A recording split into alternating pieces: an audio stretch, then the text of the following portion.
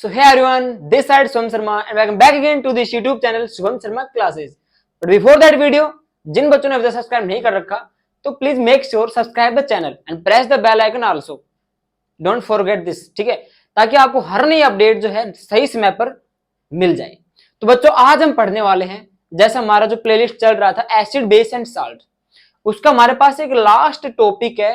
उसके हमारे पास 6 या 7 उसके सब टॉपिक बनने वाले हैं. वो हमारे पास है फॉर्मेशन ऑफ साल्ट या साल्ट एंड इट्स फॉर्मेशन, जिसका हम आज 2 उसके टाइप पढ़ेंगे. ठीक है, सबसे पहला हमारे पास होने वाला है कॉमन साल्ट, जिसका हम घर पे यूज करते हैं. ठीक है, सभी बच्चे जानते हैं सर नमक और नमक कैसे बनता है. तो नॉर्मली आप बेसिक जो क्लासों में पढ़ चुके हो कि सर समुद्र के पानी में है ना वाष्पीकरण प्रक्रिया यानी कि इवेपोरेशन से हम क्या करते हैं, पानी तो भाप बनकर उड़ जाता है और सर नीचे नमक रह जाता है. तो वो भी इसमें है. जिस बच्चे को वो चीज याद है वो भी यहां पर आएगी, इंक्लूड है इसके अंदर. ठीक है, तो आराम से समझना है आपको. और जिन बच्चों ने पीछे के लेक्चर अटेंड नहीं किए, कोई कारणवश या सब्सक्राइब उस टाइम नहीं कर रखा था, तो हमने उन सभी लेक्चर के जो लिंक हैं डिस्क्रिप्शन बॉक्स में डाल दिए हैं. वहां पे आप जाके पहले उनको पढ़ना और फिर यहां पर आना, ताकि आप कंफ्यूज ना हो कि सर आप ये कहां से पढ़ा रहे हो कहां से नहीं पढ़ा रहे हो. ठीक है ना, this is the last topic of this chapter acid base and salt.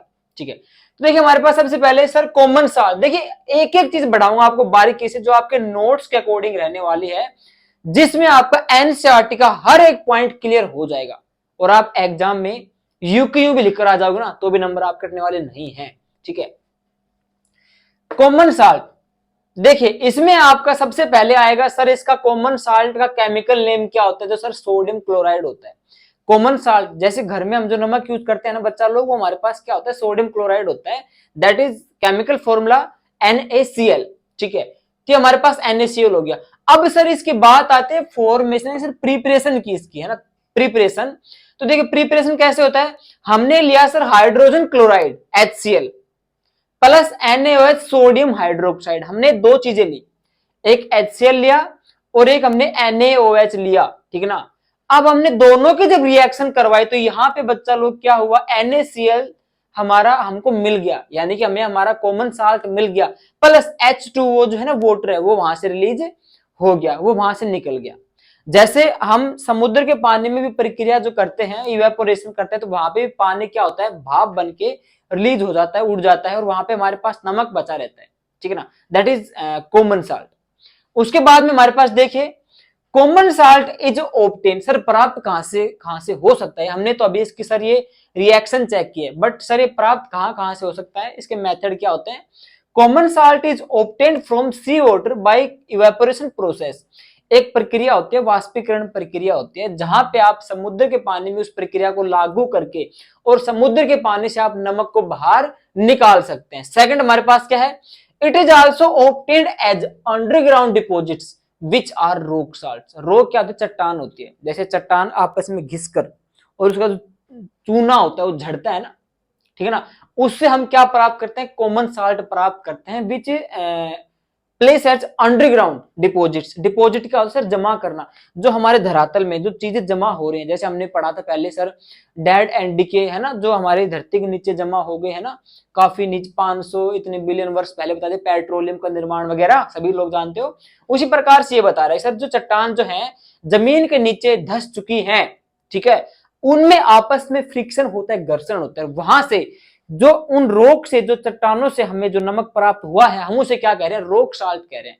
But ये ज्यादा हम यूज नहीं करते. ज्यादा तो हमारा कहां से होता है सर, नॉर्मल सी बात है, समुद्र के पानी से हम प्राप्त करते हैं. अब सर इसके यूज क्या क्या हो सकते हैं, तो पहला यूज हमारे पास क्या आएगा, देखिए use in cooking food and improve the flavour of food. क्या आप लोग जो घर में खाना पकाते हैं सर, उसमें NaCl का यूज होता है, हर जगह इसी का यूज होता है. NaCl हमारा कॉमन साल्ट है भाई, घरेलू नमक होता है हमारे पास. और खाने का जो स्वाद होता है उसको बढ़ाने के लिए भी हम किसका यूज करते हैं, NaCl का यूज करते हैं. That's clear. It is use as preservative. Preservative sir नया नाम आ गया, ये क्या होता है, संरक्षक होता है. सुपरमैन स्पाइडरमैन जो लोगों को बचाते हैं, वैसे ही सर NaCl भी बचाता है. जैसे खाने में हमने इसको मिला दिया तो कीटाणुओं से उसको दूर रखेगा. फॉर एग्जाम्पल लकड़ी में जब इसको हम लगाते हैं, जैसे कोई हमारे पास लकड़ी वगैरह है, तो वहां पे जो कीटाणु जैसे दीवल वगैरह लगती है ना, जो लकड़ी को खा जाती है अंदर से, उसको खोखला कर देती है, तो उससे उसको बचाता है। यानी कि नमक जो है एक प्रिजर्वेटिव का काम करता है, संरक्षक का काम करता है, जो किसी भी चीज को कीटाणुओं से बचाता है। दूसरा हमारे पास तीसरा पॉइंट है, it is required by our body for working of nervous system and movement of muscle. हमारे जो मसल का जो मूवमेंट होता है उसका सही ढंग से काम करने के लिए, उसका मूवमेंट बरकरार रखने के लिए, और हमारा नर्वस सिस्टम है उसको, उसका भी काम सही तरीके से, उसका फंक्शनिंग वगैरह जो है एडजस्ट करता है। कौन करता है? NaCl करता है। जैसे इसमें बता रखा है इसने कि हमारी बॉडी के द्वारा ये प्रदान किया जाता है। किस चीज के लिए प्रदान किया जाता है सर? नर्वस सिस्टम के काम के लिए, एंड मसल्स का जो मूवमेंट होता है, जो हम गति करते हैं, तो वहां पे भी इसका योगदान होता है। फोर्थ वन हमारे पास है sir, it is use as raw material, यानी कि कच्चा। रॉ यानी क्या होता है? कच्चा। किस सर इसका यूज किया जाता है? एक कच्चे उत्पाद के रूप में, for making a large number of useful chemical in industry. कि सर इंडस्ट्री के अंदर काफी यूजफुल जो हमारे पास केमिकल्स होते हैं, दैट इज NaOH, Na2CO3, इनको बनाने के लिए इस NaCl का यूज किया जाता है कच्चे उत्पाद की तरह। फिर इसके बाद में इसका रॉ मटेरियल से हम क्या करते हैं, हमारे आगे के जो इंपोर्टेंट जो केमिकल्स होते हैं उनको हम बनाते हैं इंडस्ट्री के अंदर। हमारा फिफ्थ वन है sir, manufacturing of soap. Sir साबुन की प्रक्रिया होती है, साबुन को जब हम बनाते हैं ना, तो उसमें भी नमक का योगदान होता है। जो आप पढ़ोगे हमारा जो इसका फोर्थ चैप्टर है उसमें आपके पास ये आ जाएगा, या फिर आपका ये भाई हाँ फोर्थ चैप्टर में आएगा ये, जिसमें हम मिसेल्स वगैरह पढ़ेंगे, ठीक है ना। बहुत इंटरेस्टिंग चैप्टर, पर पहले आप यहाँ पे ध्यान दो। अब हम पढ़ेंगे इसका next point, that is very important. So now we discuss about the caustic soda. What is this? Sir ये क्या है? आप लोग इसको पढ़ते आ रहे हो। That is sodium hydroxide, that is chemical formula NaOH। ये आप लोग सभी पढ़ते आ रहे हो, NaCl NaOH, NaCl NaOH। तो सर NaOH क्या होता है हमारे पास? सर कास्टिक सोडा होता है, ठीक है ना, जिसका जो नाम है, केमिकल नेम है, वो सोडियम हाइड्रोक्साइड होता है, ठीक है ना। अब उसकी प्रिपरेशन कैसे होती है, उसके यूजेस क्या क्या है, ठीक है ना, वो देखिए यहाँ पे। Chemical name sir sodium hydroxide and chemical formula NaOH। Sir इसका जो प्रिपरेशन वो कैसे होता है? देखिए NaOH जो है ना, ये प्रोड्यूस किया जाता है, निर्मित किया जाता है कैसे? Electrolysis of a concentrated aqueous solution of NaCl called brine solution. हमारे पास कोई एक सॉल्यूशन होता है, जैसे हमारे पास एक क्या है? सॉल्यूशन है। अब ये सॉल्यूशन है NaCl का, NaCl का सॉल्यूशन है। तो आप कहोगे सर NaCl का सॉल्यूशन, लेकिन ये NaCl सॉल्यूशन को क्या कह रहे हैं? ब्रीन सॉल्यूशन कह रहे हैं। सर ब्रीन क्या होता है? ब्रीन मतलब होता है नमकीनी, समझ रहे हो? हम पढ़ रहे हैं एसिड, बेस एंड साल्ट। तो सर जो एसिड हो गया, बेस हो गया, अब सर साल्ट क्या बच गया? उसे हम नमकीनी बोलते हैं, दैट इज NaCl। आप कह सकते हो NaCl सॉल्यूशन कह सकते हो, या फिर आप ब्रीन सॉल्यूशन भी उसको कह सकते हो। मैंने यहाँ पे ब्रीन क्यों लिखा, मैं आपको कंफ्यूज नहीं करना चाहता, बट आगे जब आप पढ़ोगे ना इसका नेक्स्ट जो क्लोरअल्कली प्रोसेस जो आप पढ़ोगे, उसमें डायग्राम आएगा, वहां पे NaCl कहीं भी नहीं मिलेगा आपको, हर जगह आपको ब्रीन सॉल्यूशन मिलेगा। तो वहां पे आप कंफ्यूज मत होना। ब्रीन क्या होता है सर? NaCl नमकीनी एक सॉल्यूशन हमारे पास होता है। उस सॉल्यूशन में इलेक्ट्रोलिसिस एक प्रोसेस करवाया जाता है, एक प्रक्रिया करवाई जाती है। अब आप कहोगे सर इलेक्ट्रोलिसिस क्या होती है? तो इलेक्ट्रोलिसिस होती है कि किसी भी धातु में से किसी को अलग करना, क्या करके? उसमें इलेक्ट्रिक करंट छोड़कर, इलेक्ट्रिसिटी पास करके।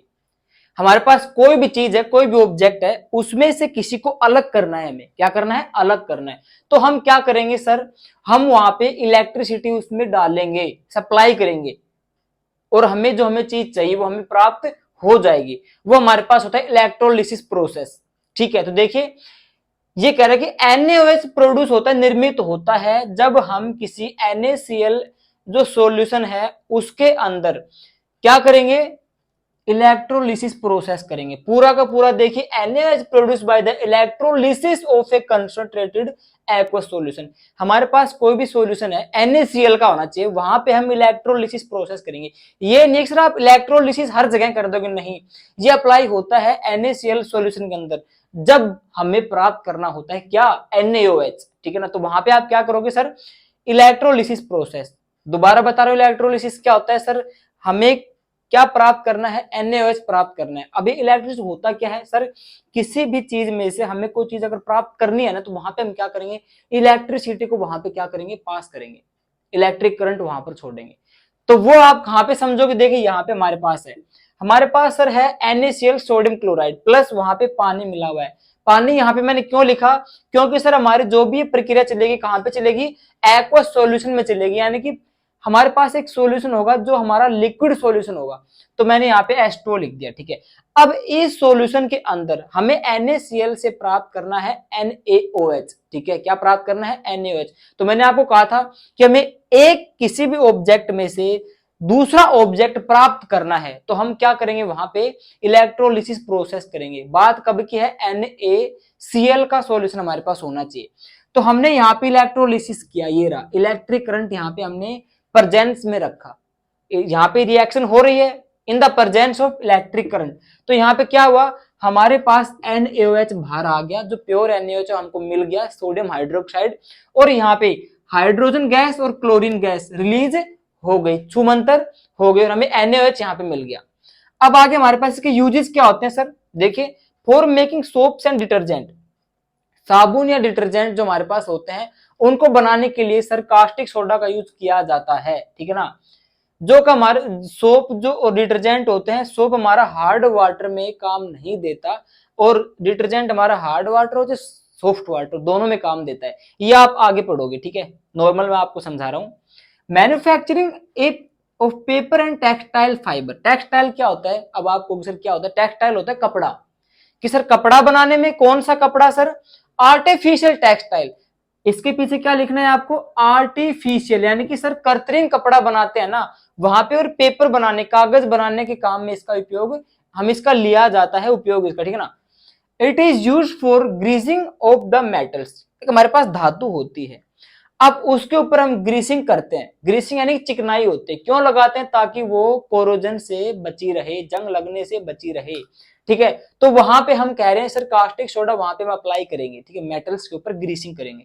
ग्रीसिंग आप सभी जानते हो सर, जैसे हमारे पास जरूरी नहीं है सर वहां पे कोरोजन अप्लाई हो रहा है, वो हो रहा नहीं, कोई अगर हमारे पास घर में कोई इक्विपमेंट है मेटल से बना हुआ, अगर वो काम नहीं कर रहा, ठीक है ना, तो हम उसमें जैसे ऑयल वगैरह डालते हैं, जल्दी काम करे, है ना, बिना रुके काम के। हमारे पास कोई मशीन है वो कई दिनों से बंद पड़ी है ना, अब वो अपना काम जो है ना सही तरीके से नहीं करी प्रॉपरली, तो हम वहां पे ग्रीसिंग करते हैं, उसमें ऑयल डालते हैं ताकि वो अपना काम प्रॉपरली करे, ठीक है ना। तो वहां पे ग्रीसिंग ऑफ मेटल्स कह रहे हैं। एंड ऑयल रिफाइनिंग, तेल को शुद्ध करना, रिफाइनिंग क्या होता है, संशोधन, यानी कि शुद्ध परिष्कृत कर रहे हैं, उसको साफ कर रहे हैं। एंड मेकिंग डाइज, डाइज क्या होता है, कलर बनाने के काम में ये आता है। डाई आप वो मत समझना, वो भी हो सकती है जो बालों में करते हैं भाई, हेयर के अंदर अप्लाई करते हैं रंग बिरंगे बाल करने के लिए, छपरी स्टाइल। बाकी मेकिंग डाइज यानी कि सर वहां पे हम कलर भी बनाएंगे, किसे, कास्टिक सोडा से बनाएंगे। अब हमारा जो आपके ब्रीन जो सॉल्यूशन है, इसका कंप्लीट हमारे पास एक पार्ट आएगा, पूरा का पूरा सॉल्यूशन, जहां पे हम अपना ऑब्जेक्ट प्राप्त करेंगे, बट वहां पे शायद इलेक्ट्रोलिसिस प्रोसेस है या नहीं, वो हम पढ़ेंगे chlor alkali process. That is our next topic of this topic, ठीक है।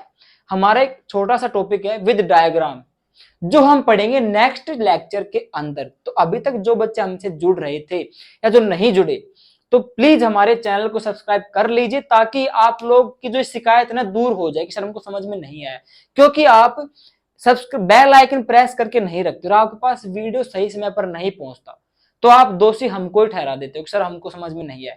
तो आप बेल आइकन प्रेस करें, हर नोटिफिकेशन आप तक पहुंचती रहेगी। तो ये हमारा लेक्चर था, साफ सुथरा लेक्चर था, आपको समझ में आया होगा, आई होप दैट। एंड इसका नेक्स्ट लेक्चर आपको जल्दी प्रोवाइड करूंगा इन 1 डे के अंदर। तो मिलते हैं इसके नेक्स्ट लेक्चर के अंदर, क्लोरो अल्कली प्रोसेस। जय हिंद।